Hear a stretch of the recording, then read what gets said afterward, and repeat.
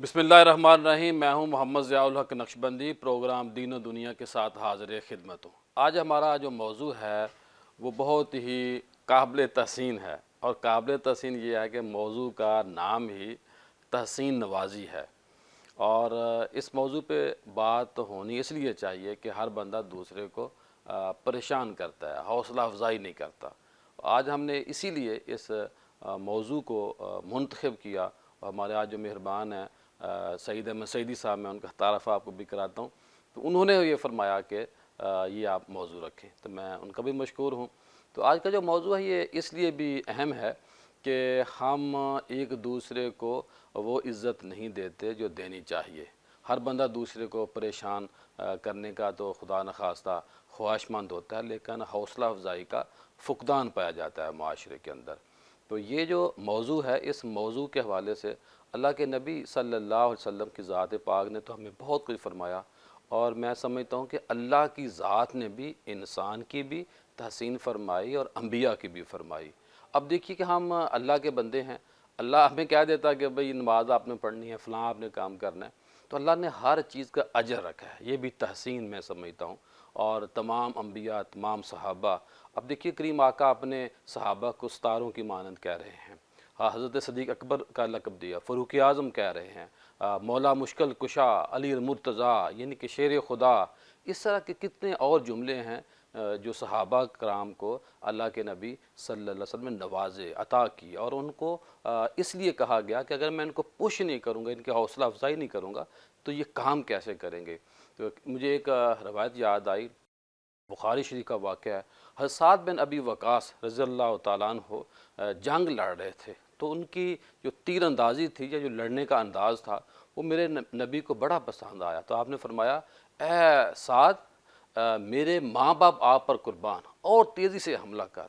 और हज़रत साद बिन अबी वक़ास ये वो खुश नसीब सहाबी हैं कि जिनकी वालदा ने वो वाक़या हमें बताया कि जब करीम आका पैदा हुए तो मैं उस मौके के ऊपर उस घर में मौजूद थी। तो मैं देखती हूँ कि जो तारे हैं, जिस तारे हैं आसमान के, वो घर के इतने करीब आ गए, अल्लाह के नबी घर के इतने करीब आ गए कि मुझे ये ख़दशा लाहक हो गया कि कहीं मेरे ऊपर ये गिर ना जाए। ये उस मुक़द्दस माँ के मुक़द्दस बेटे हैं। और मौला मुश्किल कुशा रज़ियल्लाहु तआला अन्हु फरमाते हैं कि ये जुमला जो था साद बिन अबी वक़ास को जो आपने अता फरमाया कि ए साद, मेरे माँ बाप आप पर कुर्बान हूँ, ये कभी किसी और सहाबी को नहीं कहा। तो ये हौसला अफजाई अल्लाह के नबी ने हर सहाबी को नवाजा अता किया। हर बंदे की एक जो तारीफ़ बनती है उसकी तारीफ़ की।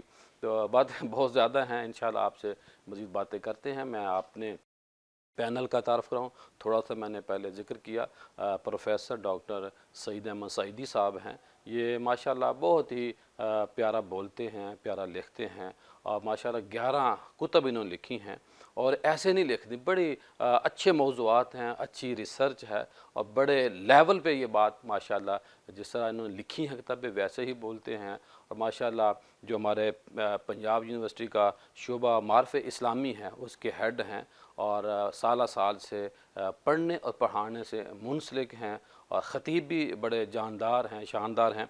जामिया मस्जिद खालिद बिन वलीद केनाल वैली जो सोसाइटी है लाहौर के अंदर, वहाँ माशाल्लाह ये जुमा भी पढ़ाते हैं। हज़रत साहब आपकी आमद का बहुत शुक्रिया। इनके साथ मौजूद है हमारे शाह हमारे साजिद महमूद अल अज़हरी साहब, आप जानते हैं जामिया इस्लामिया मिनहाजुल कुरान के प्रोफेसर हैं। अरबी के ऊपर इनकी बड़ी ग्रिप है। अरबी वैसे बोलनी हो या अदब, जो अरबी अदब लिटरेचर है उस पर बड़ी इनकी महारत है, बड़ी जुरत व बहादुरी से बात करते हैं, और बड़े अच्छे अंदाज में बात करना इनका मैं समझ फ़न है। हज़रत साहब आपकी आमद का बहुत शुक्रिया। जी, बहुत शुक्रिया। और इनके साथ मौजूद है माशाल्लाह हमारे साथ आज अल्लामा मोहम्मद इकबाल कादरी साहब। ये मोहम्मद इकबाल कादरी साहब सियालकोट से तशरीफ़ लाए हैं, हमारे दोस्त हैं, मेहरबान हैं, वहाँ एक दीनी इदारा भी चला रहे हैं। माशाल्लाह इनकी 83 बुक्स मार्केट में मौजूद हैं, और बड़े अच्छे मौज़ूआत पे इन्होंने किताबें लिखी हैं। अल्लामा साहब आपकी आमद का बहुत शुक्रिया। सईदी साहब, मौजू आपने बताया था, फरमाया था, तो हमने रखा, क्या फ़रमाएँगे। अल्लाह के नबी सल्लल्लाहु अलैहि वसल्लम ने इस मौजू के हवाले से क्या हमें फ़रमाया। जी, बिस्मिल्लाहिर्रहमानिर्रहीम। आपकी तहसीन शनासी और तहसीन नवाज़ी का शुक्रिया। मेहरबानी जी। तो दो लफ्ज़ इस्तेमाल होते हैं, एक तहसीन शनासी है और एक तहसीन नवाज़ी है। تحسین شناسی کا معنی ہے کسی میں جو حسن پایا جا رہا ہے، خوبی پائی جا رہی ہے، اس خوبی تک پہنچنا، اور تحسین نوازی کا مطلب ہے اس خوبی کو سراہنا۔ صحیح، یہ دونوں الگ الگ چیزیں ہیں۔ کافی سارے لوگ تو ایسے ہیں اپنی تنقیدی ذہنیت کی وجہ سے وہ لوگوں کی خوبیوں تک پہنچ ہی نہیں پاتے۔ تحسین نوازی کا مرحلہ تو پھر ظاہر ہے آتا ہی نہیں ہے۔ کسی انسان کو جانچنا یہ بھی بہت بڑا فن ہے، بہت بڑا فن ہے نا، اور چہرہ شناس ہونا، عادتوں کا شناسہ ہونا، مرد شناس ہونا۔ ہاں مردم شناس، ہمارے ہاں مردم شناسی سے زیادہ مردم بیزاری آ گئی ہے نا، صحیح بات ہے، کی جس سے بات اس نے شکایت ضرور کی، یہ والا رویہ ہے۔ تو اس میں دو حصے ہیں تحسین شناسی کے، میں اس کی ایک مثال دے دوں۔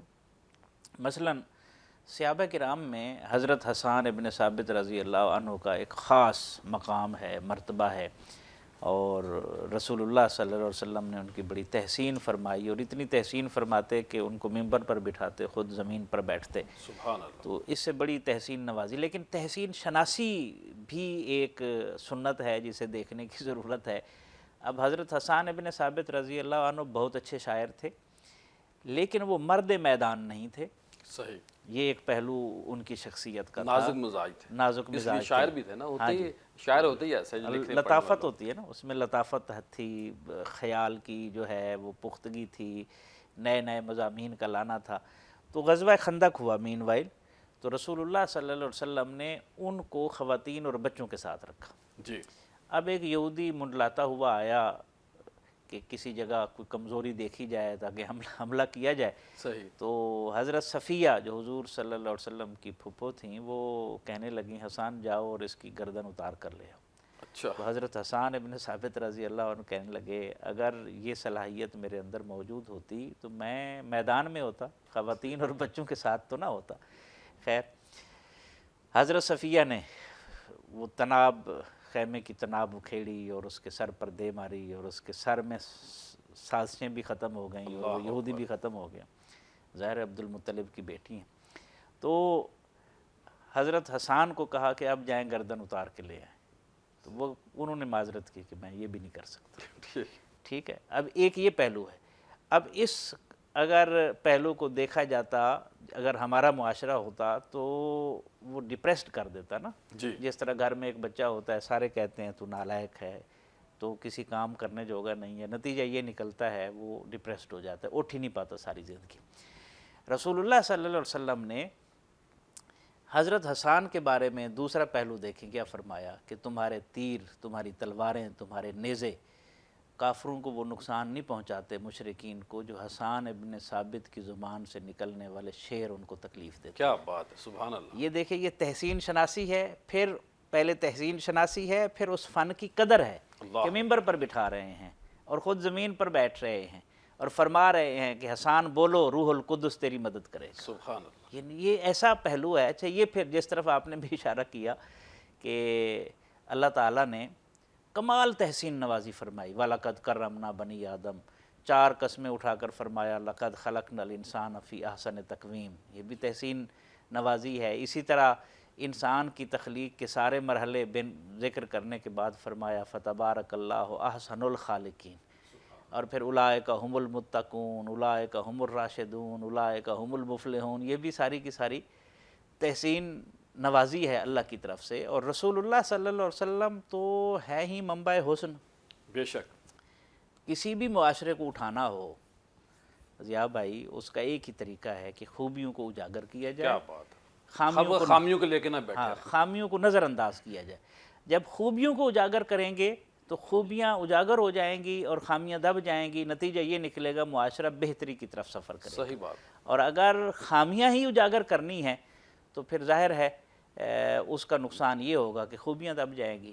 ہم جس معاشرے میں سانس لے رہے ہیں، اس حوالے سے میں سمجھتا ہوں کہ ہم ایک عجیب المیے کا شکار ہیں، جس وجہ سے ہمارے معاشرے میں نیگیٹیوٹی پھیل گئی ہے، ناشکراپن بھی آ، ناشکراپن تو پھر آنا ہے نا، ظاہر ہے جب آپ کو سامنے والے کی خوبی نظر نہیں آتی۔ اب دیکھیں نا، مذہبی سطح پر، سیاسی سطح پر اور سماجی سطح پر، تینوں سطحوں پر آپ دیکھ لیں کہ اگر میرا دوست ہے یا جس کو میں لائک کرتا ہوں یا میری پارٹی کا ہے تو میں اسے خدا سے نیچے نہیں مانتا۔ نعوذ باللہ. اور اگر جو میرا مخالف ہے میں اسے انسان بھی تسلیم کرنے کے لیے تیار نہیں ہوں. یہ انتہا پسندی جو ہے اس کا نقصان ہوا ہے. خوبی جس میں دیکھیں اس کی تحسین کریں, اللہ کی بھی سنت ہے. یعنی رسول اللہ صلی اللہ علیہ وسلم نے امرؤ القیس کی شاعری کی تحسین کی, قائد الشعراء کہا, لیکن چونکہ اس کی شاعری فحش پر مبنی تھی تو الی النار کا لفظ جو ہے انجام بھی بیان کر دیا. قیصر کو خط لکھا تو لکھا جا رہا ہے الی قیصر عظیم روم, جو اس کا منصب ہے اس کا خیال رکھا جا رہا ہے. تو ڈیو ریسپیکٹ جو ہے اس کو مینٹین رکھیں, منصب کے مطابق بات کریں, پھر خوبیوں کی تحسین کریں, تو اس سے معاشرہ ہمارا بہتری کی طرف جا سکتا ہے. جی ساجد صاحب, کیسے آپ موضوع کو آگے بڑھائیں گے؟ اور حضرت معاذ بن جبل رضی اللہ تعالیٰ عنہ کریم آقا سے پوچھتے ہیں, یا رسول اللہ صلی اللہ علیہ وسلم مجھے کوئی ایسا عمل بتائیں جس سے میں جنت میں چلا جاؤں.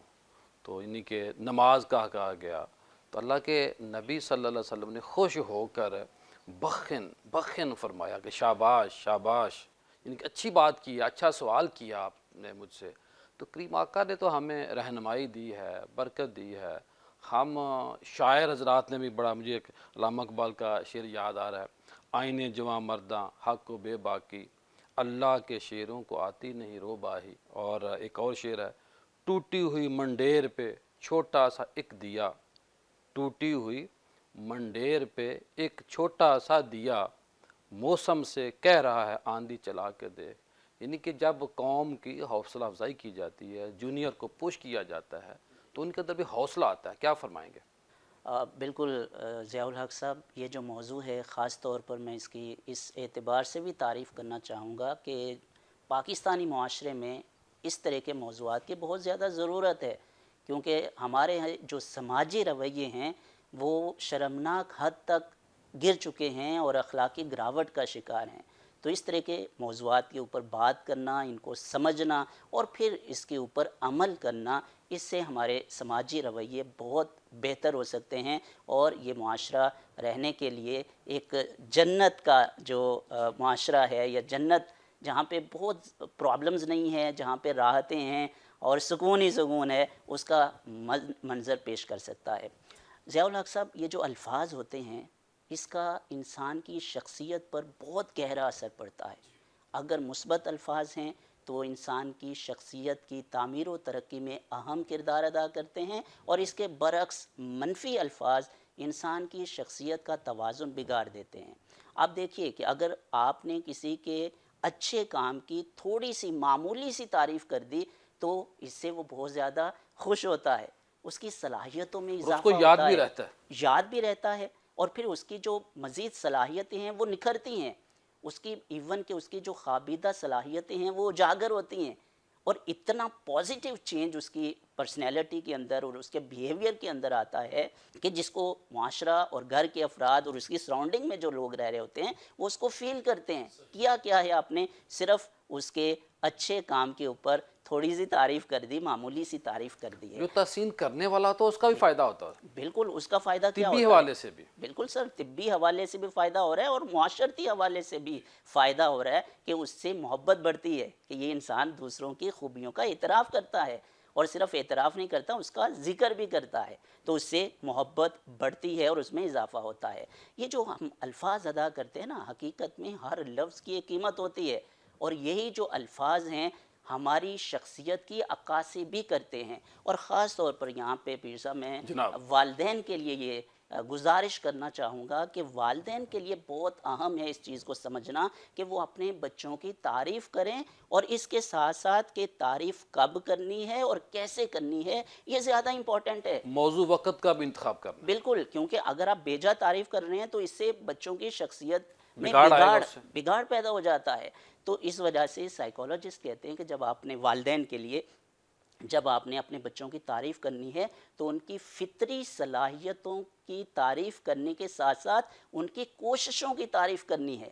میں آپ کو بتاتا ہوں, جیسے میری بیٹی ہے تو بڑی اچھی وہ پینٹنگ کرتی ہیں, تو اگر میں ان کو یہ اس طریقے سے تعریف کرتا ہوں کہ آپ تو پیدائشی مصور ہیں, تو میں ان کی فطری صلاحیتوں کی تعریف کر رہا ہوں. اس کا نتیجہ کیا ہوگا کہ وہ نئی چیزوں کو کرنے کی جرات نہیں کرے گی، کیونکہ اسے وہ اپنی فطری صلاحیتوں کے اوپر اعتماد کر رہی ہے.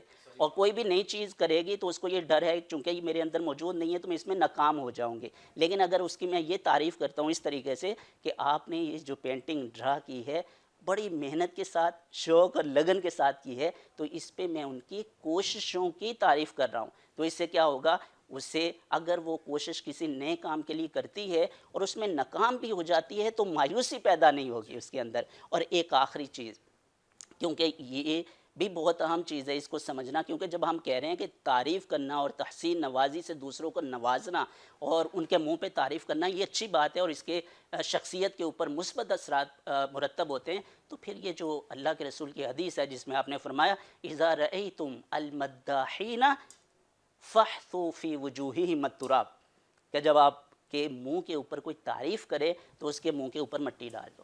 اللہ تو آپ کہیں گے یار خوش یہ تو آمد. ہاں، تو اس حدیث کا پھر مطلب کیا ہوا؟ آپ تو کہہ رہے ہیں تعریفی کلمات ادا کرنے چاہیے، حدیث کہہ رہی ہے کہ آپ کے منہ پہ کوئی تعریفی کلمات ادا کرے، منہ پہ مٹی ڈال دو.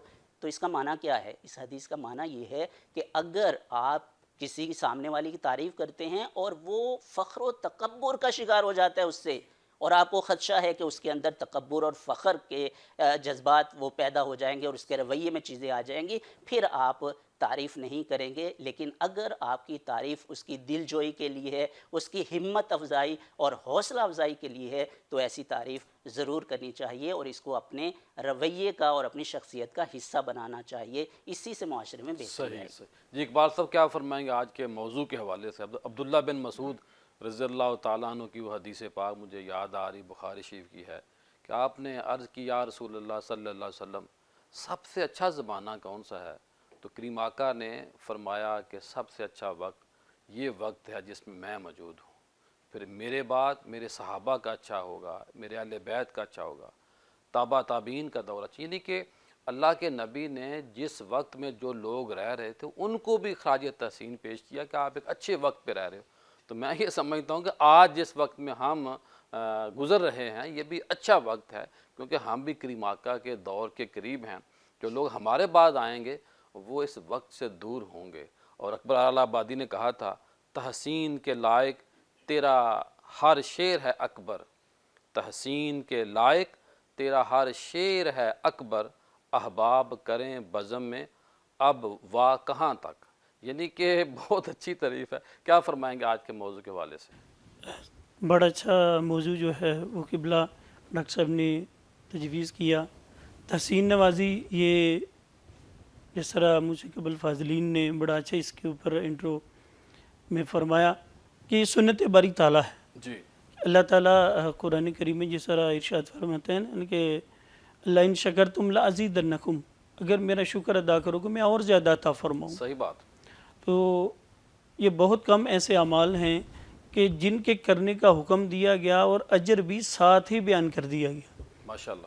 جیسے مزید ارشاد فرمانا قل ان کنتم تحبون اللہ، میرے محبوب صلی اللہ علیہ وسلم اپنے امتیوں کو فرما دیجئے کہ اگر تم اللہ تعالیٰ کے پیارے بننا چاہتے ہو، اللہ تعالیٰ کا قرب پانا چاہتے ہو، فاتبعونی، تو میں محمد کی پیروی کرو. اور ساتھ ہی ارشاد فرمایا یحببکم اللہ، اللہ تمہیں اپنا پیارا اور محبوب بنا لے. اللہ اکبر. تو یہ سنت باری تعالیٰ ہے، وہ پیارے محبوب کریم صلی اللہ علیہ وسلم کی اللہ تعالیٰ حوصلہ افزائی فرماتا ہے اور اپنے مخلوق میں اپنے بندوں کی کے اعمال کو بیان کر کے اس پر اجر بھی. اور احادیث کے مبارکہ کا مطالعہ کریں تو احادیث مبارکہ میں بے شمار کہ حضرت عبداللہ ابن عباس رضی اللہ تعالیٰ عنہ آپ فرماتے ہیں کہ حضور سید دو عالم صلی اللہ علیہ وآلہ وسلم کے لیے ایک دن وضو کے لیے پانی آپ نے جب پیش کیا تو تاجدار کائنات صلی اللہ علیہ وسلم سوال کرتے ہیں کہ کس نے پانی رکھا؟ بتایا جاتا ہے یا رسول اللہ صلی اللہ علیہ وسلم ابن عباس نے رکھا ہے.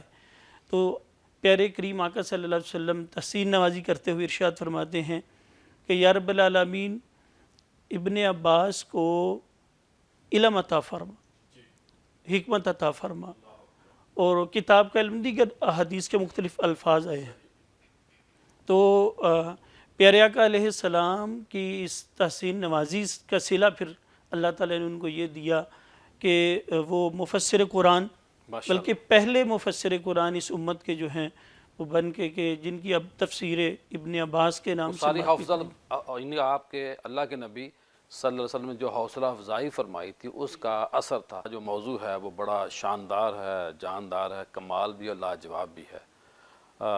کسی شاعر نے کہا تھا، ہزار برگ گریں لاکھ آندیاں اٹھیں، وہ پھول کھل کے رہیں گے جو کھلنے والے ہیں. یعنی جس پھول نے کھلنا ہے اس نے تو کھل جانا ہے، آپ اس کی حوصلہ افزائی کریں، اس کو آگے بڑھنے کا ایک جذبہ اور جنون اس کے اندر اگر آپ پش کر سکتے ہیں تو کریں. علامہ اقبال نے بھی کہا تھا، نہیں تیرا نشیمن کسر سلطانی کے گنبد پر، تو شہیں ہے بسیرا کر پہاڑوں کی چٹانوں میں. اور حضرت مکی بن ابراہیم کہتے ہیں کہ ہم اپنے وقت کے بہت بڑے امام ابن جریز مکی کے پاس بیٹھے ہوئے تھے، تو وہ ایک مانگنے والا آیا، اس مانگنے والے نے صدا لگائی تو آپ نے اپنے خازن کو، اپنے خزانچی کو، اپنا جو وزارت مال تھا ان کا، اس کو کہا کہ بھی اس کو کچھ دیں. تو خازن نے کہا کہ حضرت 1 دینار ہے اور اس دینار سے گھر کا نظام چلانا، اگر وہ دے دیا تو پھر باقی گھر کا کیسے سسٹم چلے گا. تو آپ نے غصے کا اظہار کیا اور خازن نے وہ 1 دینار دے دیا. تو ابھی تھوڑا وقت گزرا تھا، لوگ بیٹھے ہوئے تھے، کہتے ہیں میں بھی وہاں موجود تھا. تو ایک خط آیا اور ساتھ ایک سامان آیا، تو خط میں لکھا ہوا تھا کہ یہ 51 دینار آپ کی خدمت میں بھیج رہا ہوں، اس کو ہدیۃً اپنی بارگاہ میں قبول کریں. تو آپ نے کہا اپنے سنگیوں کو، وہ جو اس وقت موجود تھے، خزانچی کو بھی بلایا کہ دیکھیے کہ آپ نے 1 دینار دیا ہے تو اللہ نے مجھے 50 گنا زیادہ دیا ہے. تو سیدی صاحب کیا فرمائیں گے؟ اللہ دیکھیں کہتا ہے کہ میری راہ میں خرچ کرو، 10 گنا دنیا میں اور 70 گنا آخرت میں، اور یہاں اللہ پاک 50 گنا زیادہ دے رہی ہے، تو اللہ کے خزانے میں کوئی کمی نہیں ہے. تو سیدی صاحب معاشرے کے اندر جو اس وقت پہلے بات ہو رہی تھی، جو ایک نیگیٹو رجحان ہے، اس کو ہم پوزیٹیو کیسے بنا سکتے ہیں سنت نبی صلی اللہ علیہ وسلم کے مطابق؟ جی بہت شکریہ، بڑا اہم سوال ہے. دیکھیں اس حوالے سے جب اللہ تعالیٰ دینے پر آتا ہے تو اس پر کسی کا کوئی زور تو ہے نہیں کہ اس کو کم دے دے، اس کو زیادہ دے دے. وہ مالک ہے، وہ مالک ہے، مالک بھی ہے اور کریم مالک ہے نا.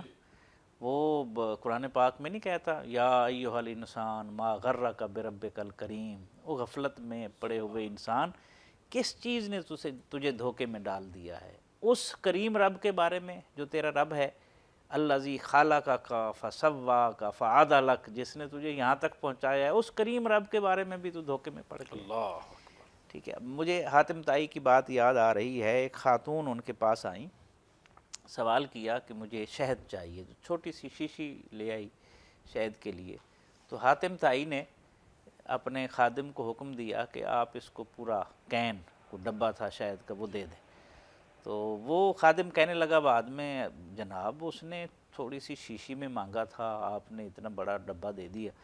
تو وہ کہنے لگے اس نے اپنی ضرورت کے مطابق مانگا تھا، ہم نے اپنی شان کے مطابق عطا کیا ہے. ٹھیک ہے. تو یہ اللہ اور اس کے رسول صلی اللہ علیہ وسلم کے اس پہلو ہیں عطا کے جن کی کوئی حد نہیں ہے. میرے کریم سے اگر قطرہ کسی نے مانگا، دریا بہا دیے ہیں، در بے بہا دیے ہیں. سبحان اللہ. اچھا، اس میں جو معاصر ہمارے تنقیدی رویے ہیں جس کے مطلب اثرات ہمارے معاشرے پر پڑ رہے ہیں، نبی رحمت صلی اللہ علیہ وسلم کی مبارک سیرت سے کچھ مثالیں میں عرض کرتا ہوں جی فرمائیے. تاکہ سمجھنے میں آسانی ہو. عشرہ مبشرہ تحسین نوازی کا بہترین مظہر ہے. ٹھیک ہے. حضرت بلال کو کعبے کی چھت پہ کھڑا کر کے آذان دلوانا، ان کی جو سابقہ خدمات ہیں امیہ بن خلف کی اون کرنا ہے. ہاں اون کرنا ہے. حضرت سلمان فارسی کو کہنا یہ تو ہمارے گھر کے آدمی ہیں، سلمان میرے اہل بیت میں شامل ہیں. اور سید صاحب یہ غلاموں کو عزت دی جا رہی ہے. اچھا، پھر اسی طرح میں اس طرف آ رہا ہوں کہ چلو میں پہلے وہ بات کر دیتا ہوں جس طرف آپ نے اشارہ کیا ہے. عدی ابن حاتم، یہ بڑی خوبصورت باتیں ہیں. ایک عدی ابن حاتم کی بہن آتی ہے رسول اللہ صلی اللہ علیہ وسلم کے پاس اور ایک جنگ میں قید ہو کر آتی ہے. تو علامہ نے اس کی منظر کشی کی، دخ ترک را چون نبی بے پردہ دید، چادر خود پیش روئے او کشید۔ جب آپ نے دیکھا کہ بیڑیوں میں ہے اور سر پر دوپٹہ نہیں ہے، آپ سراپا رحمت کھڑے ہوئے اور اس کے سر کے اوپر چادر رکھی۔ اور اقبال فریاد کرتے ہیں، ما ازاں خاتون تئی اریاں تریم، پیش اقوام جہاں بے چادریم۔ یا رسول اللہ صلی اللہ علیہ وسلم، ہم اس خاتون تئی سے بھی زیادہ اریاں ہو چکے ہیں، اور دنیا کی اقوام کے سامنے ہم بے چادر ہیں، بغیر چادر کے ہیں، ہمارا عزت کا سطر کھل چکا ہے، کرم نوازی فرمائیں۔ دوسرے عدی ابن حاتم ہیں، جس طرف آپ نے اشارہ کیا، باندی غلام، وہ آئے نا تو فتوحات ہو گئی تھیں، لوگ مسلمان ہو گئے تھے، مال غنیمت پڑا ہوا تھا، کسی غزوہ کی جنگ کی تیاری تھی، تو وہ اس مخمصے میں پڑ گئے کہ کیا یہ پیغمبر ہیں یا بادشاہ ہیں۔ اللہ، اسی دوران ایک مدینے کی باندی آئی اور کہنے لگی، یا محمد صلی اللہ علیہ وسلم، میں نے ایک بات عرض کرنی ہے، بات کہنی ہے۔ آپ کھڑے ہو جاتے اور فرماتے ہیں، تو مدینے کی جس گلی میں بھی مجھے بات کہے گی میں تیری ضرورت کو پورا کروں گا۔ کیا اور آپ اس کے ساتھ چلتے اور ضرورت پوری کرتے ہیں، واپس آتے ہیں تو عدی ابن حاتم کی آنکھوں سے پردہ ہٹ جاتا ہے اور وہ اسلام قبول کرتے ہیں۔ تو یہ اچھا، اس کی ایک اور میں مثال دوں، حضرت ابو عبیدہ بن الجراح کو آپ نے امین و حاضح الامہ قرار دیا۔ اس کی اگر اور خوبصورت مثال دیکھیں، جو حضرت عبداللہ ابن مسعود کا بھی آپ نے تذکرہ کیا تھا، وہ کہیں مسواک توڑنے کے لیے یا کسی کام کے لیے درخت کے اوپر چڑھے ہوئے تھے۔ اب وہ نحیف و نزار وجود تھا، تو ان کی ہوا جب چلی تو ان کی پنڈلی سے کپڑا ہٹ گیا، تو صحابہ کرام ہنس پڑے۔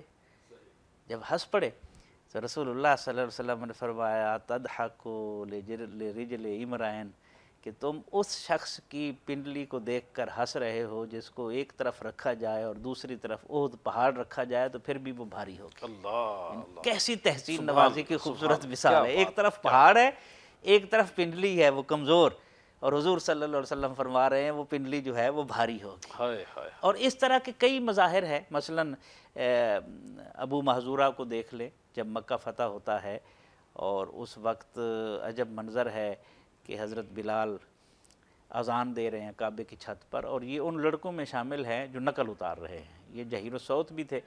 ان کو پکڑ کے حضور صلی اللہ علیہ وسلم نے پوچھا یہ کس کی آواز ہے، تو صحابہ کرام دوڑے پکڑ کے لے آئے، تو آپ نے پوچھا یہ کس کی آواز تھی، تو سب نے کہا ابو محذورہ کی تھی، چونکہ آواز انہی کی پہنچ رہی تھی۔ تو آپ نے فرمایا چلو ابو محذورہ کو روک لو، باقیوں کو جانے دو۔ صحیح، یہ تحسین شناسی اور تحسین نوازی کا کمال مظہر ہے۔ کہتے ہیں کہ رسول اللہ صلی اللہ علیہ وسلم جب فارغ ہوئے معاملات سے تو ابو محذورہ کو بھی سمجھ آنا شروع ہو گئی، فتح مکہ کا دن ہے اور یہ فاتح ہیں، میں نے بہت بڑا بلنڈر کیا ہے، وہ کانپ رہے ہیں۔ آپ ان کی طرف متوجہ ہوئے اور فرمایا، ابو محذورہ تیری آواز بڑی خوبصورت ہے۔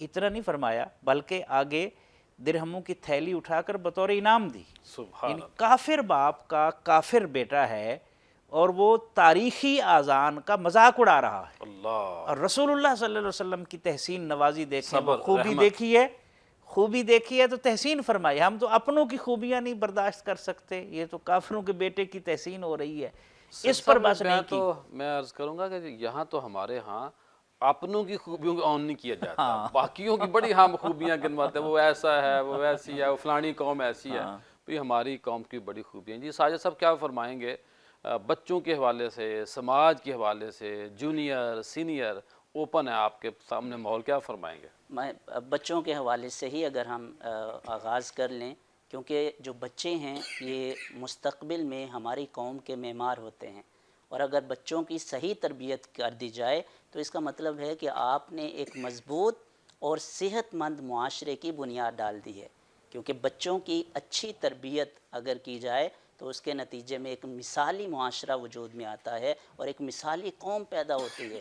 یہ ساری کس کی نتیجے میں ہو رہا ہے؟ اگر آپ نے بچوں کی اچھی تربیت کی ہے، کیونکہ ایک اچھا پودا ہی فیوچر میں تناور درخت تو بنتا ہے۔ ساجد صاحب اچھے والد جو ہوتے ہیں، جن کی پہلی اچھی تربیت خود ہوئی ہوگی تو وہی اچھی تربیت کر سکتے ہیں نا۔ بالکل، اسی لیے تو یہ پروگرامز ہیں اور اس طریقے سے ہم اویئرنیس لوگوں کے ہاں یہ پہنچا رہے ہیں کہ والدین بھی سیکھیں اس سے، کیونکہ انہوں نے آگے بچوں کی تربیت کرنی ہے، تو جب ان کے پاس خود انفارمیشن ہوگی، اویئرنیس ہوگی کہ بچوں کو کی تربیت کس نہج پر جا کے کرنی ہے، تو وہ اس کو اڈاپٹ کریں گے اور بچوں کی اس طریقے سے تربیت کریں گے۔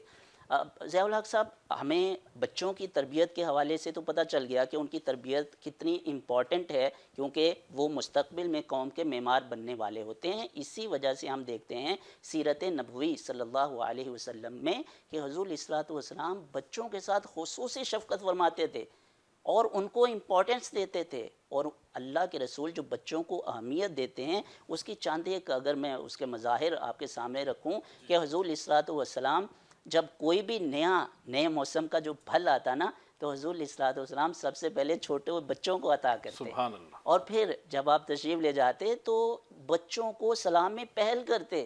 اور یہ تو اتنا خوبصورت واقعہ آپ اندازہ کریں، حضور علیہ الصلوۃ والسلام تشریف فرما ہیں مسجد نبوی میں تو آپ کو ایک مشروب پیش کیا جاتا ہے، حضور علیہ الصلوۃ والسلام نے نوش فرمایا، اور اس کے بعد آپ کے دائیں طرف ایک جو بچہ ہے وہ بیٹھا ہے اور بائیں طرف شیوخ بزرگ بیٹھے ہوئے ہیں۔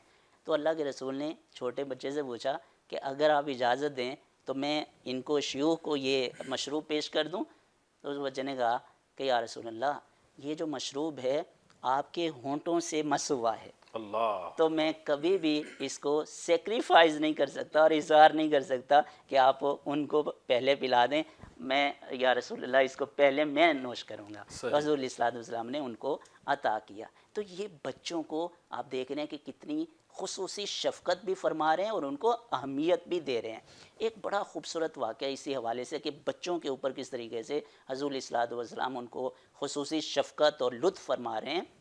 سیدنا عبداللہ ابن زبیر یہ چھوٹے بچے تھے، 7 سال کے ہیں جب حضور علیہ الصلوۃ والسلام سے بیعت کرنے کے لیے آتے ہیں، اور یہ اکیلے نہیں ہیں، اور بھی چھوٹے بچے آئے ہیں بیعت کرنے کے لیے۔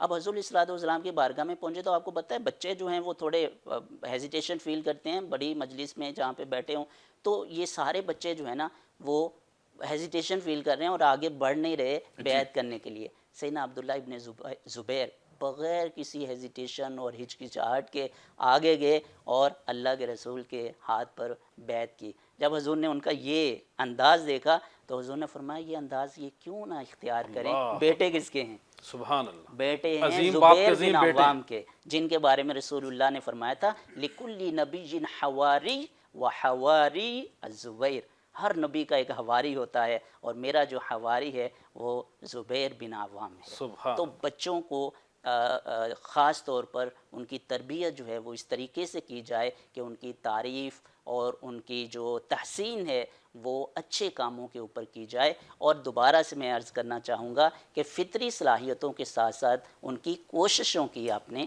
تعریف کرنی ہے۔ جی اقبال صاحب کیا کہیں گے؟ لوگ کہتے ہیں بدلتا ہے زمانہ سب کو، مرد وہ ہیں جو زمانے کو بدل دیتے ہیں، یعنی کہ مرد ہی اس معاشرے کو بدل سکتے ہیں۔ کسی آسمان سے تو مدد تو آ سکتی ہے لیکن بالآخر اس مدد کے بعد پھر ہم نے خود ہی کام کرنا ہے۔ کیا فرمائیں گے؟ اور پھر ایک اور شعر ہے، میرے سینے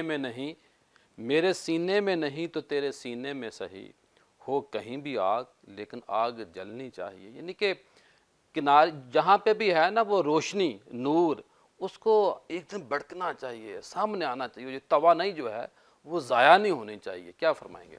جی بالکل صحیح ہے کہ حضور سید دو عالم صلی اللہ علیہ وآلہ وسلم کی بارگاہ اقدس میں حضرت انس بن مالک رضی اللہ تعالیٰ عنہ چھوٹی عمر میں تشریف لاتے تو 10 سال تاجدار کائنات صلی اللہ علیہ وسلم کی معیت میں رہتے ہیں۔ تو آپ پھر کمنٹ کرتے ہیں کہ سید دو عالم صلی اللہ علیہ وسلم کی بارگاہ میں رہا تو آپ نے ایسی حوصلہ افزائی فرمائی ہر موقع پہ کہ کبھی میں گیا کسی کام پہ دیر ہوگی، کبھی یہ نہیں پوچھا کیوں کیا، کیسے کیا اور اتنی دیر کہاں رہے۔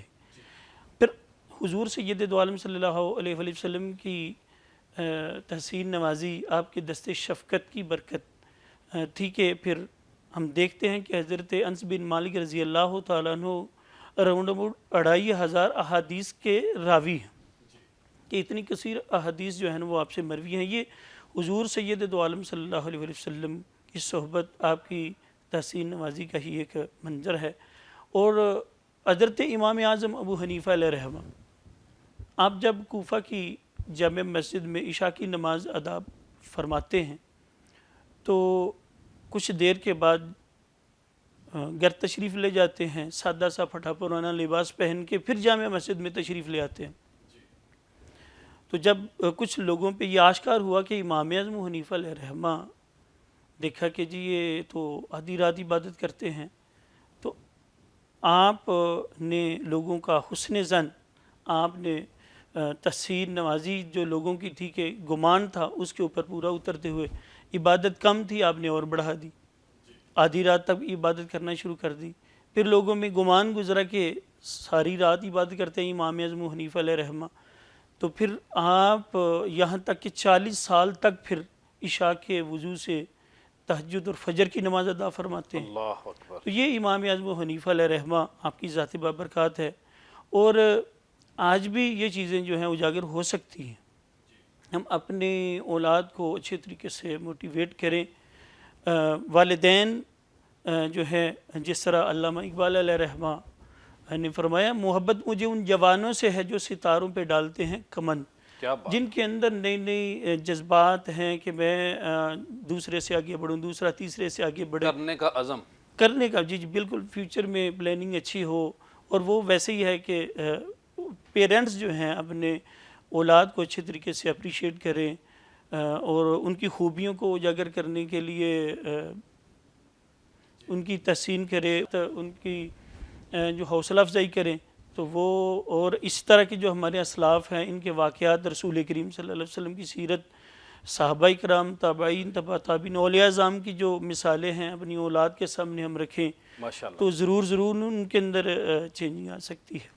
लोग जिस हाल में मरने की दुआ करते हैं, लोग जिस हाल में मरने की दुआ करते हैं, मैंने इस हाल में जीने की कसम खाई है।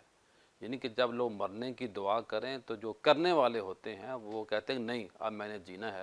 हमारा मौजू है तहसीन नवाजी, लोगों को आगे बढ़ाने का हौसला देना, जो उनके लिए कर सकते हैं करें, नहीं कर सकते तो कम अज़ कम उनके लिए दुआ कर दें, उनके लिए अच्छा सोच दें। सईद साहब क्या फरमाएंगे आखिर में?